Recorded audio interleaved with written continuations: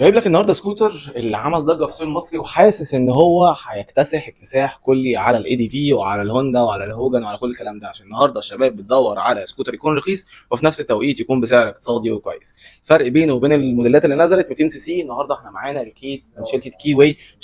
كي واي ليها هيستوري كبير قوي، لان هم اتحاد بين شركه بينيلي وشركه كي واي اللي احنا عارفينها.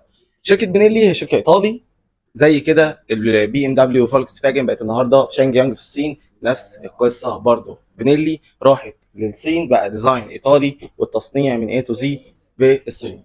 النهارده معانا السكوتر الكيت اللي انتم شايفينه ده 150 سي سي. لو عايز تتابع معايا عشان تعرف ايه مواصفات السكوتر اللي انت قدامك ده، الكيت 150 سي سي موديل 2024، وعايز تعرف سعره، تابع معايا لاخر ريفيو.